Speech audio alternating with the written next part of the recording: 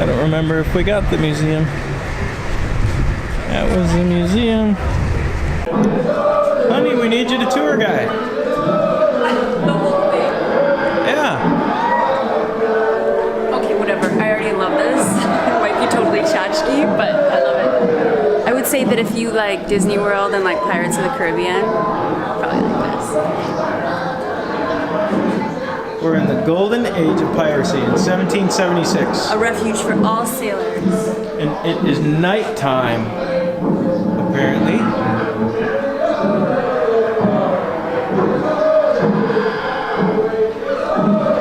And we're on the wharf.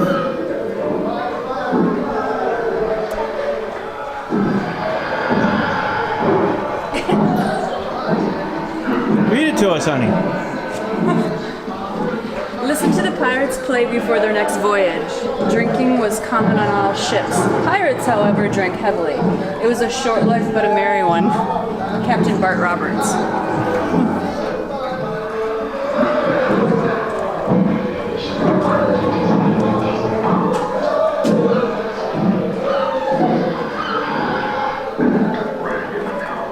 So the Revenge is a real ship that was on Black Seas.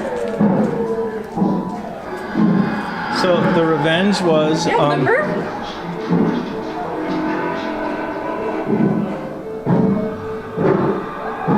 It's a captured French Corvette. Corvette. It's got 16 guns and a crew of 200. Pirate crews were larger in order to overpower their victims. This apparently is the Revenge.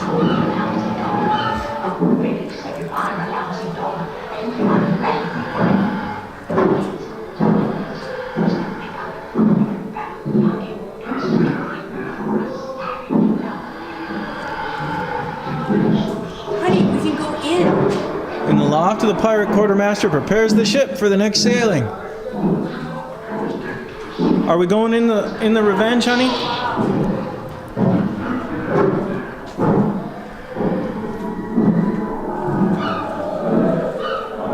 Ooh. Who's that looking out at you?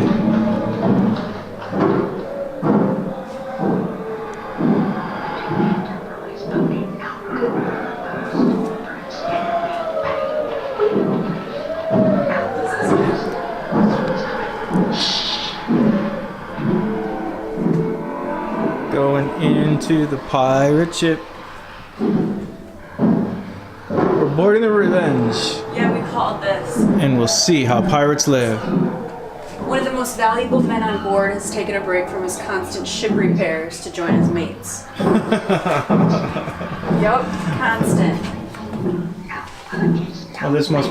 Is this the captain's quarters? No, this wasn't the captain's quarters. We called a lousy dog. Well, really said if I'm a lousy dog, then you have made me one.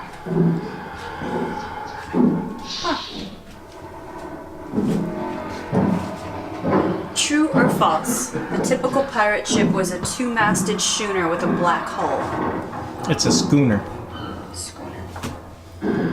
False. Although some famous pirate captains commanded three-masted ships, the majority of pirates in the West Indies favored the fast single-masted sloop or gaff cutter. Oh, how about that? I didn't know they had a sloop. The sloops.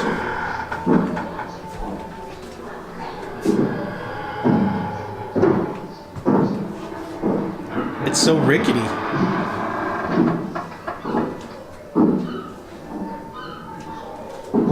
Life on board a pirate ship is dangerous and an unpredictable place to be. If you're gambling cheap, make sure your powder is dry and your blade is keen.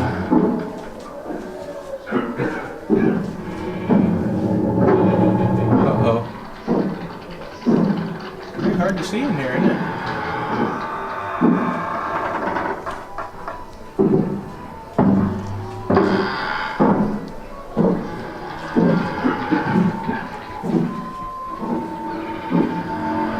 I think it's funny that pirate ships had fluorescent lights.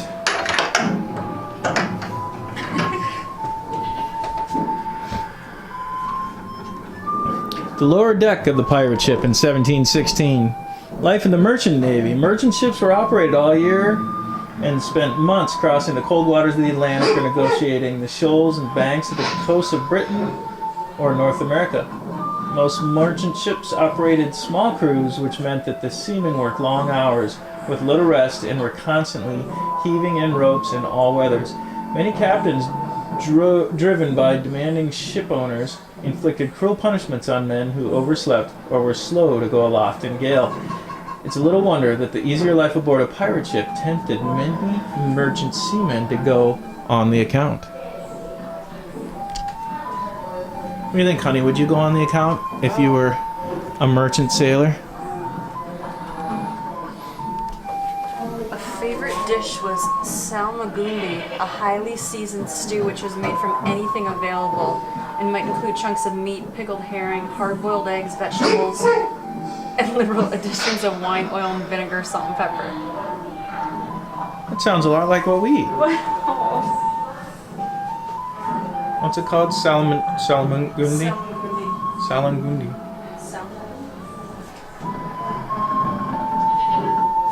Surgery at sea. They did bring goats. What a good idea. What do you think, hon? Should we get a goat? Oh.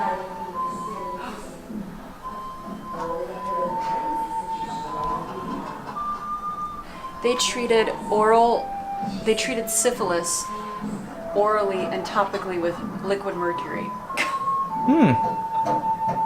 So then people went crazy. I think that people who go and live on a boat are probably crazy already.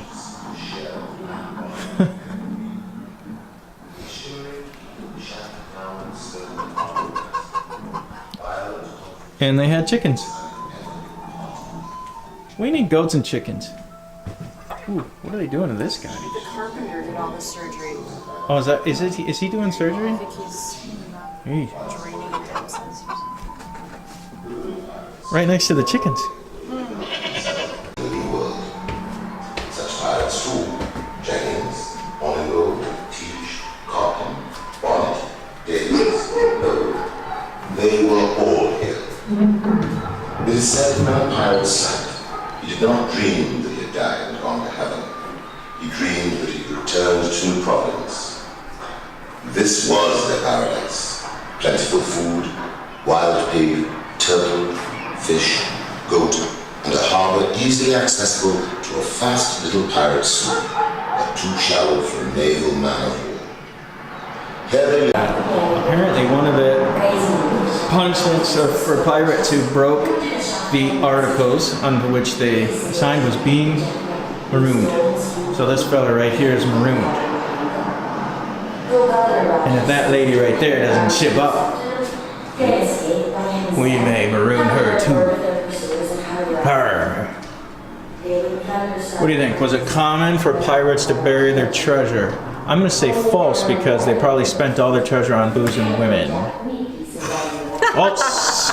You're right. Apart from Captain Kidd, who may have buried his treasure island, the majority of pirates squandered their plunder on drink, gambling, and women. How about that?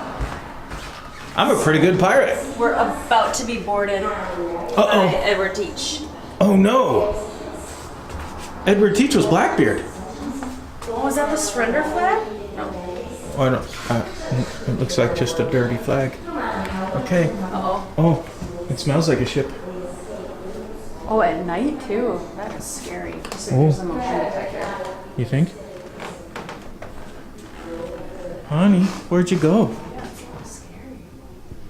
God, that would suck at night. Oh no, there's Edward Teach Blackbeard. Hard to see him. Good job, there's a Oh no. Where'd he go? Honey. Ah! Ah!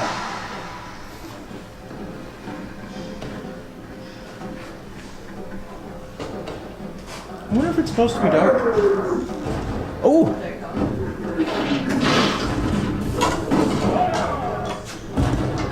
Oh!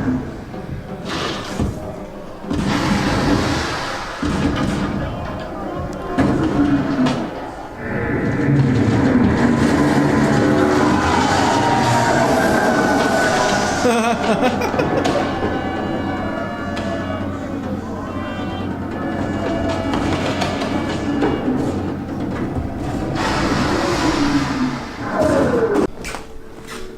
on, we've been boarded by Blackbeard. It's a whole bunch of stuff.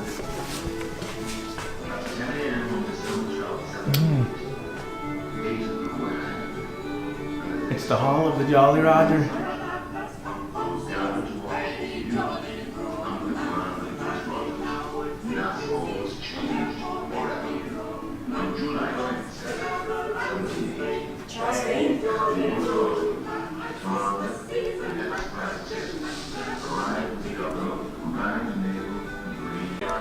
This fella here is Howell Davis, and he stole a ship and he declared war on the world. I think I liked Howell Davis. And this is the infamous Blackbeard, where in his final battle, it's said that it took 20 shots and fierce hand fighting to bring him down, and even then, apparently his headless body swam around his ship 3 times before it disappeared into the water. Edward Teach, also known as Blackbeard.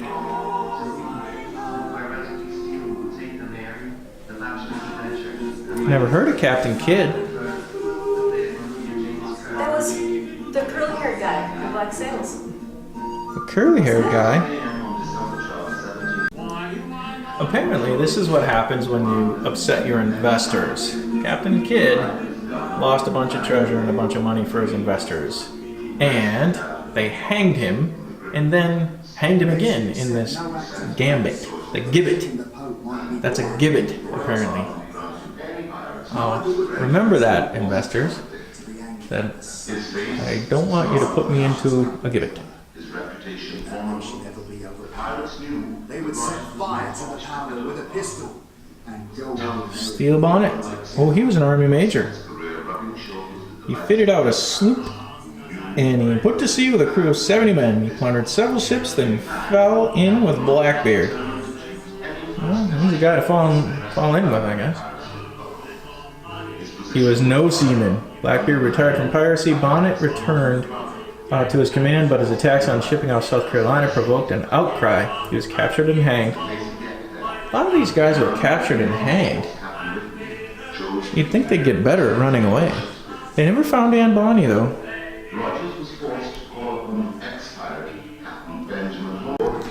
This apparently is one of Woodes Rogers, who was the first governor, true governor, appointed by King George I in 1718 of Nassau, and he defeated the pirates. And on the bottom, it says, Expulsus gratis restituta commercia, yeah. So that is, they got rid of the pirates and restored commerce, basically. Pirates expelled. Woodes Rogers ended the Caribbean pirate days. The force that he arrived with was decimated by cholera. In the face of the epidemic, the commander of the naval force, Captain Whitney, chose to leave and take his naval ships with him. Rogers was forced to call upon the ex-pirate, Captain Benjamin Hornigold. That is Woodes Rogers. It would have been no easy decision to turn over a king's sloop to an ex-pirate and ask him to sail out in search of the rogues who still threatened. This is apparently Reed Elding. He was one of the governors before the pirates were expelled. So, really, he was a pirate.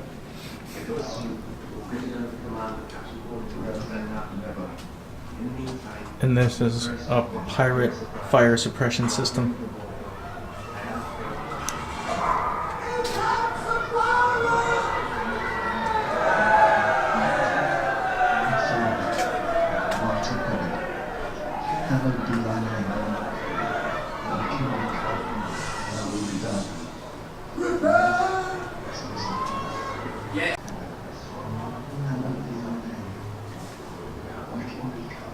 This is Dennis McCarthy. He lived to the ripe old age of 28. And when he was to die by hanging, he leapt upon the gallows wearing fancy clothing, and he said, friends of mine has said, I should die in my shoes. So in order to upset them, he kicked off his shoes as he was being hung. Who's this guy? Let us go find out. Oh, that's one of those things they hang in right there. Waiting for the hanged pirate. It's common practice to take the body of the pirate, cover his corpse with tar to help prevent decomposition, and suspend him in chains. Many pirates have been hanged this way for years. Oh, this guy's waiting.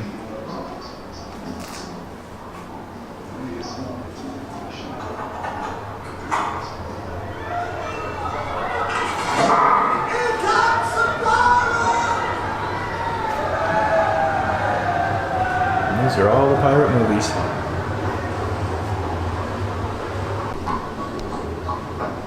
And here we have Beer Lang. No one knows what happened to Beer Lang. It seems as though many pirates just slipped away and never got caught. And Beer Lang seems to be one of them. By 1735, apparently all the pirates were gone because piracy was such a problem that they finally dealt with the fellers. And so we come to an end of an era. And those are the new pirates.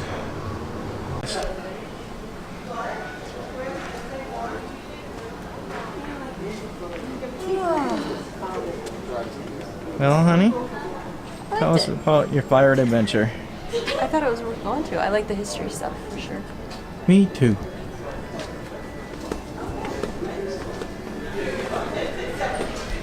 Now, we're going through the catacombs to get out of Pirate Land. Bye-bye.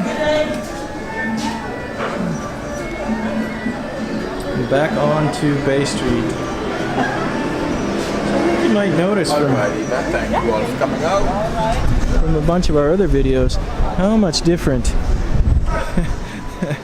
that Nassau, at least this part of Nassau, is. We'll show you some of the different areas.